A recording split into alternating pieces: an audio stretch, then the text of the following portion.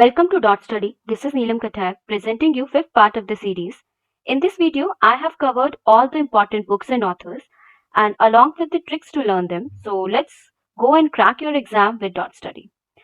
So the very first question on your screen is, who has released the book Karm Yodha Granth? So the right answer to this is Amit Shah. Okay so ये book release किसने करी है अमित शाह जी ने। ध्यान दीजिएगा, return नहीं लिखा, release लिखा है। ठीक है, अमित शाह ने ये बुक लॉन्च की है, जो कि किसके ऊपर बेस्ड है? मोदी जी के लाइफ के ऊपर ये बुक बेस्ड है, कर्म योद्धा ग्रंथ। ठीक है, और ये लिखी किसने है? ये लिखी है उनके कैबिनेट मेंबर्स ने, उनके कैबिनेट के मिनिस्टर्स ने। ठीक है, ये बुक लिखी है। सो अगर कैबिनेट मेंबर्स ऑप्शन में रहेगा तो आप उनको मार्क कीजिएगा। ठीक है, रिटर्न वाले ऑप्शन में अगर कैबिनेट मेंबर्स रहेगा तो आप वहां पे वो मार्क कीजिएगा, क्योंकि इनका कोई एक इंडिविजुअल ऑथर नहीं है इस बुक का। ठीक है, अब इसको याद कैसे याद रखना है? कर्म योद्धा ग्रंथ को आप ऐसे याद रख सकते हैं कि Modi ji is working as अ योद्धा फॉर आवर कंट्री। ठीक है, तो वो कुछ भी करते हैं हमारी कंट्री के लिए, उनके कुछ भी जो भी वो कर्म करते हैं, जो भी वो डिसीजन मेकिंग करते हैं, वो कंट्री के लिए करते हैं। तो he is working as a karma yoddha for our country. सो कर्म योद्धा से आपको मोदी जी याद आ जाएंगे और मोदी जी से आपको अमित शाह तो याद आ ही जाएंगे। ठीक है, अमित शाह को राइट हैंड बोला जाता है मोदी जी का, तो उन्होंने ये बुक को रिलीज भी किया है। ठीक है, बट आपको बस ये कर्म योद्धा को मोदी जी से रिलेट करना है। ठीक है, चलिए तो नेक्स्ट क्वेश्चन पे चलते हैं। And the next question on your screen is, who has written rise of Khalistan conspiracy? So the right answer to this is GBS Sidhu. तो जीबीएस सिद्धू जो है वो फॉर्मर रॉ ऑफिसर रह चुके हैं। ठीक है, जिन्होंने ये बुक लिखी है द खालिस्तान कॉन्स्पिरेसी। तो इससे रिलेटेड कुछ स्टैटिक जीके के पॉइंटर्स है, मैं उनको फटाफट से आपको बता देती हूँ। सबसे पहला पॉइंटर है यही कि खालिस्तान मूवमेंट क्या है। ठीक है, तो खालिस्तान मूवमेंट एक सिख सेपरेटिस्ट मूवमेंट है, जिसमें सिख्स जो है वो अपने लिए एक सोवरेन स्टेट चाहते थे कॉल्ड खालिस्तान। ठीक है, जैसे हिंदूज को हिंदुस्तान मिला, मुस्लिम्स को पाकिस्तान, वैसे ही वो सिखों के लिए भी एक अलग सोवरेन स्टेट चाहते थे कॉल्ड खालिस्तान। ठीक है, और इस मूवमेंट का जो पॉपुलैरिटी है, इस मूवमेंट ने वो गेन करी 1980s में। ठीक है, ध्यान से सुनिएगा, मैं सारी चीजें कोरिलेट करा रही हूँ। इस मूवमेंट ने पॉपुलैरिटी गेन करी 1980s में, when Indira Gandhi was the prime minister. ठीक है, जब वो प्राइम मिनिस्टर थी तब इस मूवमेंट को पॉपुलैरिटी मिली। ठीक है, सो अब इसी से इंपॉर्टेंट जो सेकंड पॉइंटर है वो है operation blue star. Operation blue star क्या था? इस पूरी खालिस्तान कॉन्स्पिरेसी में एक इंपॉर्टेंट पॉइंटर है। ऑपरेशन ब्लू स्टार बेसिकली एक मिलिट्री ऑपरेशन था, जो कि जून 1984 के अंदर कैरी आउट किया गया। वेरी इंपॉर्टेंट डेट, जून 1984 में ये ऑपरेशन मिलिट्री ऑपरेशन जो है कैरी आउट किया गया था, कॉल्ड ऑपरेशन ब्लू स्टार। ठीक है, मैं इसको लिख देती हूँ यहाँ पर, ऑपरेशन ब्लू स्टार। ठीक है, इसका डेट, इसका ईयर आप याद रखेंगे 1984। ठीक है, तो 1984 में ऑपरेशन ब्लू स्टार हुआ था। मैं एक थोड़ा सा ब्रीफ कर देती हूँ, ये क्या था। ऑपरेशन ब्लू स्टार इसलिए किया था क्योंकि कुछ मिलिटेंट्स जो हैं वो गोल्डन टेम्पल में उन्होंने वेपन्स और एम्यूनेशन को गैदर करना शुरू कर दिया था। इसीलिए इंदिरा जी ने वहां पर आर्मी वालों को भेज दिया था। ठीक है, आर्मी और मिलिट्री ऑपरेशन किया था, ताकि उनको जो भी आर्मी जो भी मिलिटेंट्स है वहां उनको फ्लश आउट किया जा सके। ठीक है, जो भी आर्म्ड मिलिटेंट है उनको फ्लश आउट किया जा सके, जो कि गोल्डन टेम्पल के अंदर थे उस वक्त। ठीक है, तो इसलिए ये ऑपरेशन ब्लू स्टार हुआ। ठीक है, ये डेट आपको याद रखनी है इंपॉर्टेंटली। सेकंड थिंग कि इसी 1984 से रिलेटेड है, इसलिए मैं इसको बता रही हूँ। ठीक है, असैसिनेशन ऑफ इंदिरा गांधी। तो असैसिनेशन ऑफ इंदिरा गांधी भी 1984 में ही हुआ।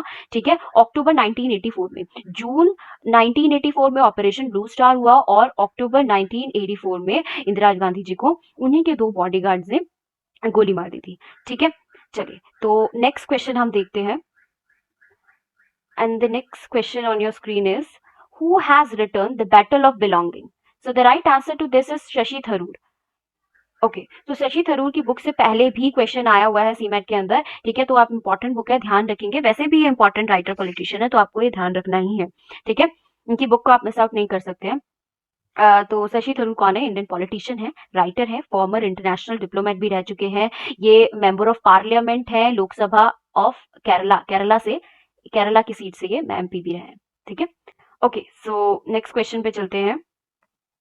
Next question is, who has written the end game? So the right answer to this is Hussain Zaidi. Hussain Zaidi ने ये बुक लिखी है। ठीक है, द एंड गेम।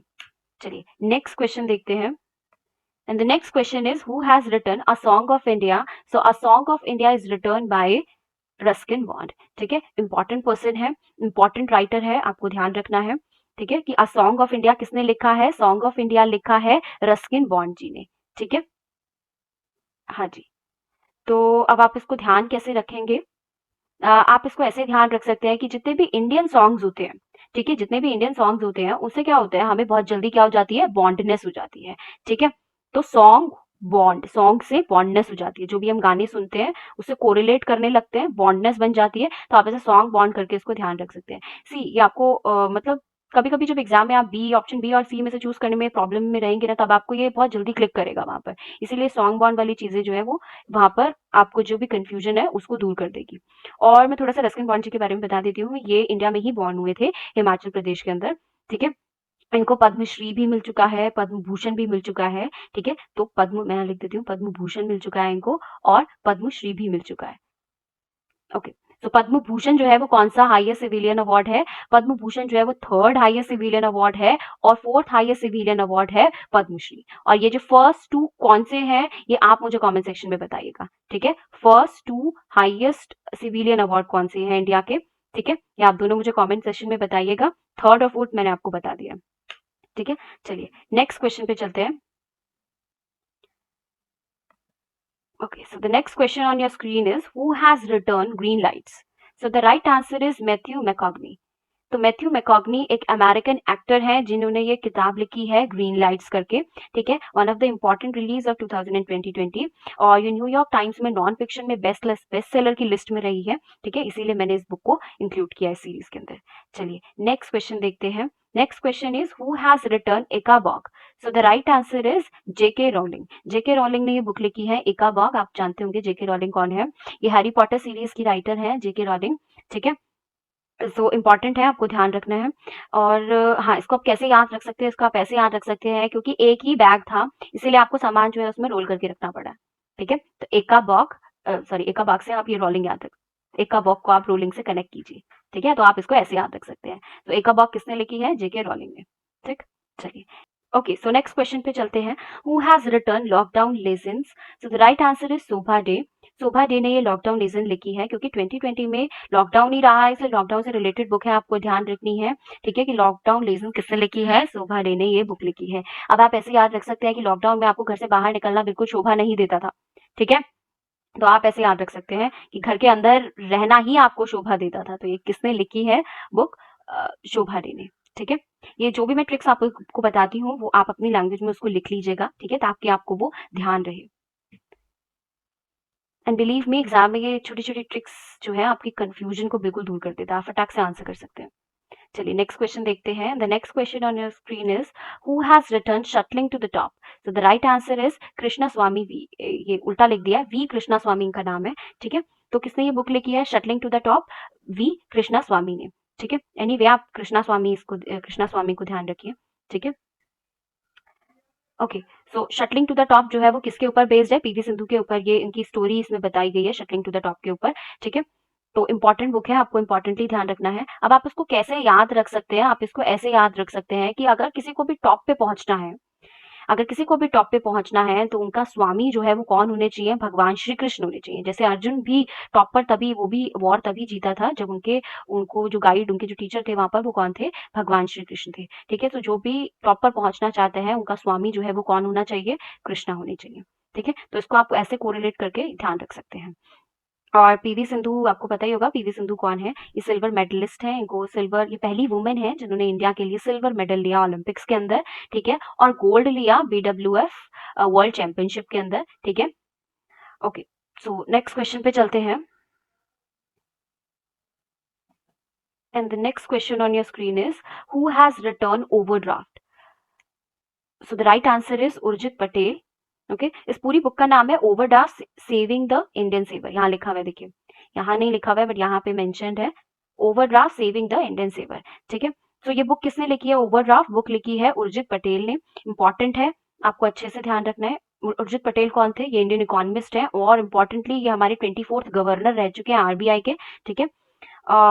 इन्होंने कब 16 से 18 तक ये गवर्नर रहे हैं। 2016 से लेके 2018 तक ये गवर्नर रहे हैं, 24th गवर्नर रहे हैं, ठीक है? और आप मुझे ये भी बताइएगा कमेंट सेक्शन में कि एट प्रेजेंट गवर्नर कौन है इंडिया के, ठीक है? आरबीआई के गवर्नर एट प्रेजेंट कौन है?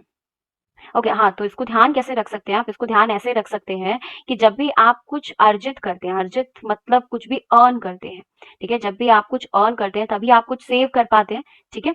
जब आप कुछ कमाएँगे ही नहीं, तो आप सेव नहीं कर पाएँगे। तो इसको आप ऐसे ध्यान रख लीजिएगा कि जब भी आप कुछ अर्जित कर पाते हैं, तभी आप कुछ सेव कर पाते हैं। तो अर्जित को आप सेविंग से कोरिलेट कीजिएगा, ठीक है? चलिए, नेक्स्ट क्वेश्चन पे चलते हैं। And the next question on your screen is who has written mind master?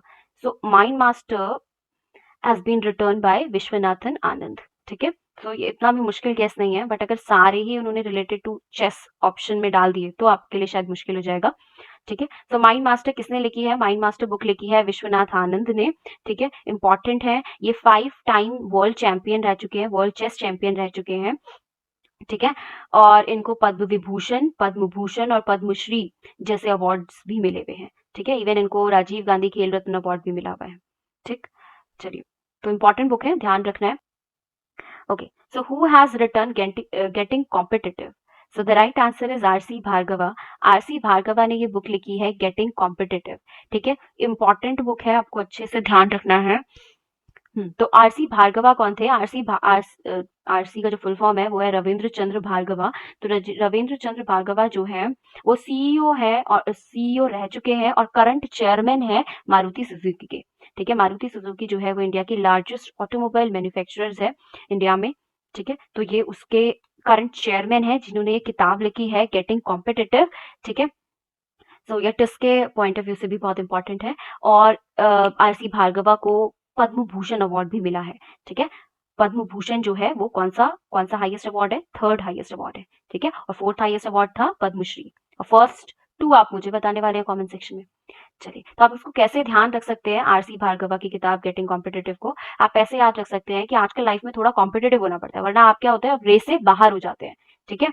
तो आप मैं देखिए को बता देती हूँ आपको, मैंने इसको कैसे कोरिलेट किया है कि कॉम्पिटिटिव होना पड़ता है, आजकल लाइफ में कॉम्पिटिटिव होना पड़ता है, वरना आप रेस से बाहर हो जाते हैं, ठीक है? तो आप ऐसे याद रख सकते हैं।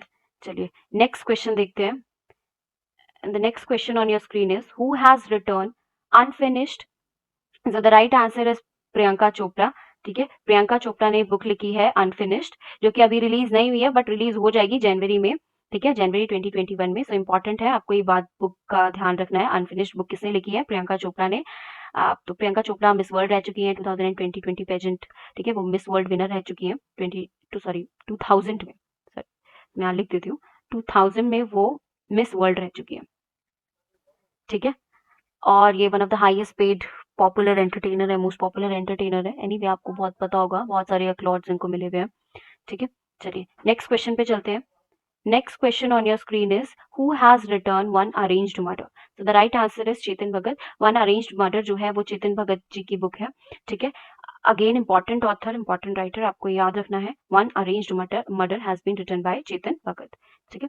Next question, very important book, who has written a promised land?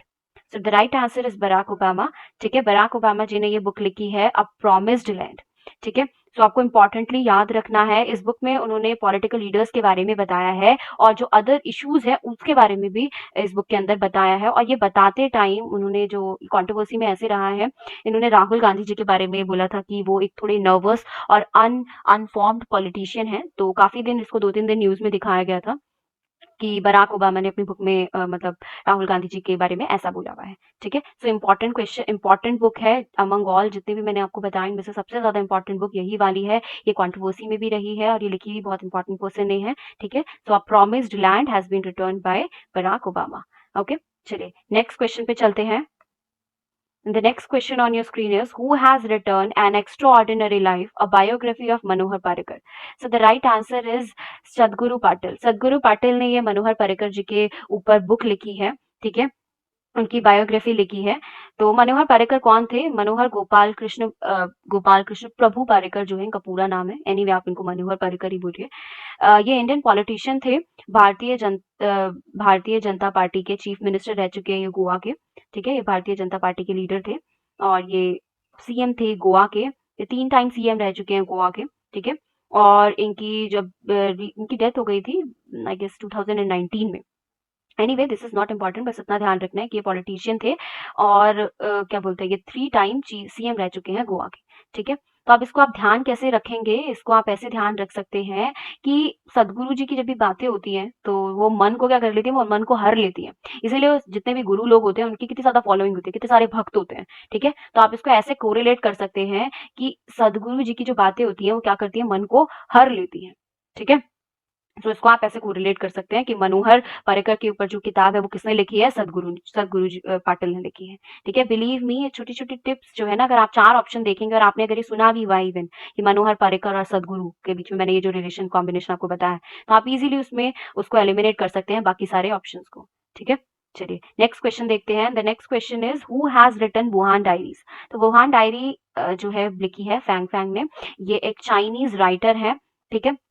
Important book है क्योंकि ये लॉकडाउन में जो वुहान से ही फैला है ये कोरोना वायरस, ठीक है? ये लॉकडाउन पीरियड में ही इन्होंने क्या-क्या एफर्ट्स डाले हैं चाइना के अंदर कोरोना को कंट्रोल करने के, ठीक है? उसको कंटेन करने के, इसके बारे में इस किताब के अंदर बताया गया है। इम्पोर्टेंट बुक है वुहान डायरी, किसने लिखी है? फैंग फैंग ने, ठीक है? बस आप इतना ध्यान रखिएगा कि वुहान डायरी एक चाइनीज़ राइटर ने ही लिखी है, तो आई गेस फैंग फैंग आप इज़िली एलिमिनेट कर लेंगे ऑप्शन में से, ठीक है? बस आपको ये तो पता होना चाहिए कि वुहान डायरी चाइनीज़ राइटर ने लिखी है, तभी आप ये एलिमिनेट कर पाएँगे, ठीक? चलिए नेक्स्ट क्वेश्चन पे चलते हैं। And the next question is who has written Azadi? Freedom, fascism and fiction. So it is written by Arundhati Roy, ठीक है? वेरी इंपॉर्टेंट राइटर अगेन, ठीक है? सो आज़ादी बुक किसने लिखी है? अरुंधति रॉय ने लिखी है। अरुंधति रॉय जो है वो इंडियन ऑथर हैं, ठीक है? उनकी जो एक फर्स्ट नॉवल थी the God of small things, उसके लिए उनको मेंस बुकर प्राइज भी दिया गया था फॉर इन 1997 में, ठीक है? The God of small things आप लिख लीजिए, इंपॉर्टेंट बुक है the God of small things.